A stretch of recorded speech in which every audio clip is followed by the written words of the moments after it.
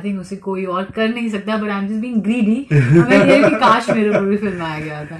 শাকিব খানের প্রথম pan Indian cinema দরদ সিনেমা ভারতের মাটিতে হিন্দি ভাষায় রিলিজের ক্ষেত্রে বেশ কিছু বাধার সম্মুখীন হয়েছিল।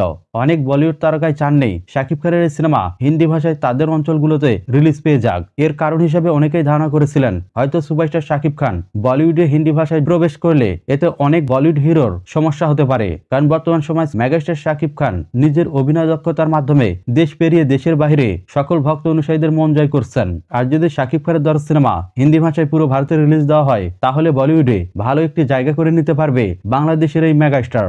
আর যার কারণে শাকিব খানকে বলিউডে হিন্দি ভাষায় দরদ সিনেমা রিলিজের ক্ষেত্রে অনেকগুলো বাধার সম্মুখীন হতে হয়েছে। তবে আপনারা জেনে অবাক হবেন বর্তমান বলিউড থেকে একাধিক অফার পেয়েছেন বাংলাদেশের এই সবচেয়ে বড় মেগাস্টার। বলিউডের অনেক প্রযোজনা প্রতিষ্ঠান পাশাপাশি অনেক পরিচালকই বর্তমানে মেগাস্টার শাকিব খানের সাথে কাজ করার জন্য আগ্রহ প্রকাশ করেছেন। আপনারা জেনে অবাক হবেন সামনে বড় কোনো বাজেটের সিনেমায় বাংলাদেশের এই মেগাস্টারকে বলিউডের পর্দায় দেখা যাবে। এ বিষয়ে একটি ইন্টারভিউয়ে বলিউড অভিনেত্রী সোনাল চৌহান জানিয়েছেন শাকিব খান একজন অনন্য লেভেলের অভিনেতা, তিনি বর্তমানে বলিউডের যে কোনো ক্ষেত্রে নিজেকে ডিজার্ভ করে। সোনাল চৌহান আরো জানিয়েছেন বাংলাদেশে শাকিব খান যা পারিশ্রমিক পায় বলিউডে তার কয়েক গুণ বেশি পাবে এবং কম করে হলেও শাকিব খান বলিউডে 10 কোটি টাকার মতো পারিশ্রমিক পাবে। তবে গুঞ্জন শোনা যাচ্ছে বলিউডের একজন পরিচালক সুপারস্টার শাকিব খানকে একটি সিনেমার জন্য 10 কোটি টাকার মতো অফার করেছেন।